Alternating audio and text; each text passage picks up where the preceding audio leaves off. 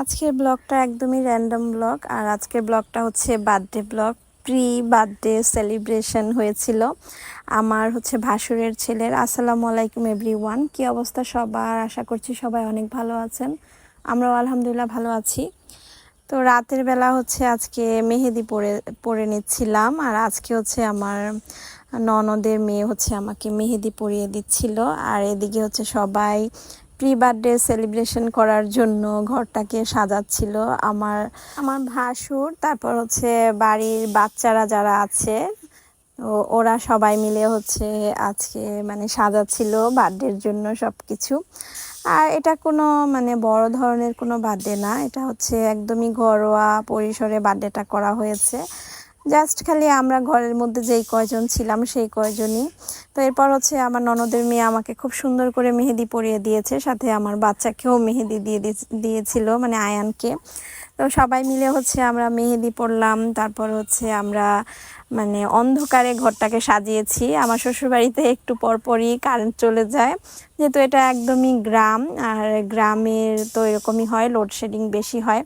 তো এরপর বার্থডে কেকটা বাজিতপুর থেকে অর্ডার করা হয়েছিল। তো সেখান থেকে পার্সেলটা হোম ডেলিভারি দিয়ে গিয়েছে। তো এরপর বার্থডে কেকটাও চলে আসছে, আর কেকটাও অনেক বেশি সুন্দর ছিল। তো আমরা সবাই এখন বার্থডে সেলিব্রেট করার জন্য বসে আছি, কেকগুলো কাটার জন্য বসেছিলাম। তো সবাই মিলে এখন কেক কাটবে বাচ্চারা। তো আমার ছেলে ঘুমিয়ে পড়েছিল, ওকে জাস্ট শুধু পাঞ্জাবিটা পরিয়ে দিয়েছি, হাফ প্যান্টের উপরে। তো সবাই মিলে হাসাহাসি করছিলাম। আর এটা যেহেতু তেমন কোনো বার্থডে না, জাস্ট ঘরোয়া বার্থডে ছিল, এর জন্য সবাই আমরা যেই ড্রেসগুলোই পরেছিলাম সেগুলোই পরা ছিল। তো এরপর আরিয়ানের আজকে বার্থডে ছিল। আরিয়ানের দাদু এসে আরিয়ানকে কেক খাওয়ালো ফার্স্টে। আর গ্রামের বার্থডেগুলো এরকমই হয়, ভালোই লাগে বার্থডে সেলিব্রেট করার জন্য। কিছুদিন আগে আমার ছেলের বার্থডেও করা হয়েছিল রোজারিদের সময়। আর এখন আমার ভাসুরের ছেলের বার্থডে করা হচ্ছে। ও আবার প্রি বার্থডে, এটা ওর বার্থডে আরও কিছুদিন পর। তো সবাই মিলে অনেক এনজয় করেছি। আর আমরা যেহেতু চলে যাব, এর জন্য আমার ভাসুর আগে ভাগেই ওর বার্থডেটা করে ফেলেছিল। আবার ওরাও চলে যাবে, ঢাকায় ওরাও আসছে বাড়িতে গ্রামে ঈদ করার জন্য। তো সবাই একসাথে হবে না, এর জন্য সেই কথা চিন্তা করেই ওই দিন বার্থডেটা করা হয়েছিল। তো এরপর আরিয়ানের ফুপিরা, তারপর ওর আব্বু আম্মু, দাদা দাদু, নানা নানু সবাই এসে বার্থডেটা সেলিব্রেট করেছে একসাথে। তো রাতের বেলা আমরা সবাই মজা করেছিলাম। এরপর দিন সকালবেলা আমরা ঘুম থেকে উঠে আজকে সকালের নাস্তায় ভাত খেয়েছিলাম। আর আমার শ্বশুর বাড়িতে নাস্তা করতে করতে ঘুম থেকে সবার উঠতে উঠতে প্রায় 11টার মতো বেজে যায়। তো সবাই তখন মাঝে মধ্যে নাস্তা করে হালকা পাতলা, তো বেশিরভাগ সময় দেখা যায় ভাত রান্না করে ফেলে। তো আমরা ভাত খেয়ে ফেলি সবাই, আর মজার মজার সব সবজি, মাছ, দেশীয় খাবারগুলো দিয়ে। এরপর আমি হাতের মেহেদিটা বসে বসে দেখছিলাম কেমন হয়েছে। আর আজকে তো আমাদের শ্বশুরবাড়িতে অনেক খাবার দাবার রান্না করা হবে বার্থডে উপলক্ষে। তো আগের দিন রাতে কেকটা কেটে ফেলেছিল, আর আজকে অনেক আয়োজন করা হবে, রান্না বান্নার অনেক আয়োজন চলছিল রাতের বেলা।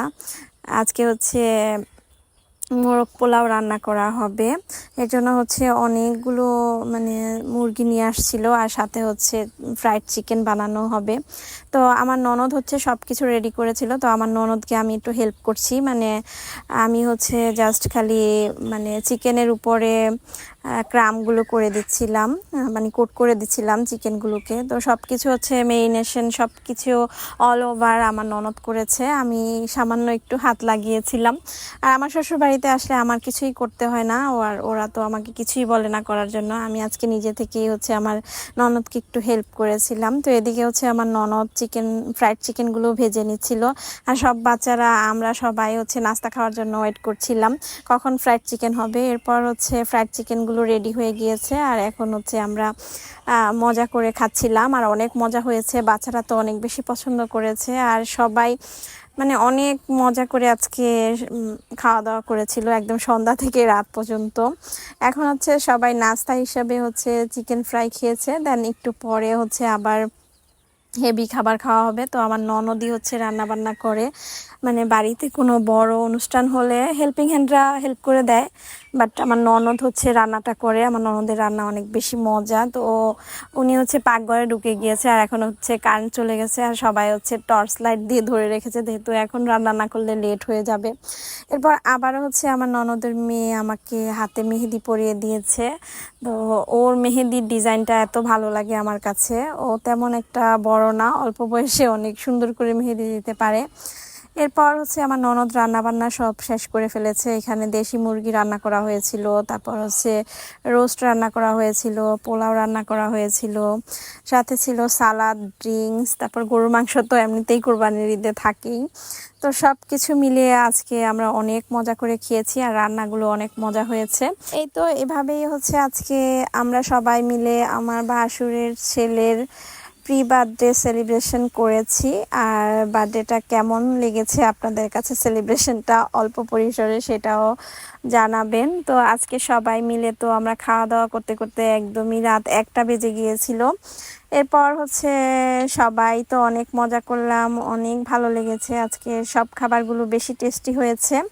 এরপর হচ্ছে বারান্দায় চলে আসছি, আর বারান্দা থেকে হচ্ছে শিয়ালের ডাক শোনা যাচ্ছে। আর বাচ্চারা তো শিয়ালের ডাক শুনলে একদম ভয় পেয়ে যায়, আমার কাছে অনেক অদ্ভুত লাগে। তো আমি দাঁড়িয়ে দাঁড়িয়ে বারান্দায় শিয়ালের ডাক শুনছিলাম। আর রাতে তো শিয়াল বাড়ির সামনেই চলে আসে, এটা একটা সুন্দর লাগা ব্যাপার, আবার ভয় ভয়ও লাগে। আর এই ভয়টাও একটা সুন্দর সুন্দর লাগে, এরকম মনে হয়, ভালো লাগে। তো এরপর হচ্ছে আমি বারান্দায় দাঁড়িয়ে দাঁড়িয়ে শিয়াল দেখছিলাম। আর এভাবে শিয়াল দেখার মজাটাই আলাদা, শিয়ালের ডাক শোনার। তো রাতের বেশি রাত হয়ে গেলে ওদের বাড়ির সামনে শিয়াল হাঁটতে থাকে। আর আজকের ব্লগটা আপনাদের কাছে কেমন লেগেছে, আজকে বার্থডে সেলিব্রেশনটাও কেমন লেগেছে অবশ্যই জানাবেন। নেক্সট ব্লগে সবাইকে স্বাগতম। Thank you for watching my video.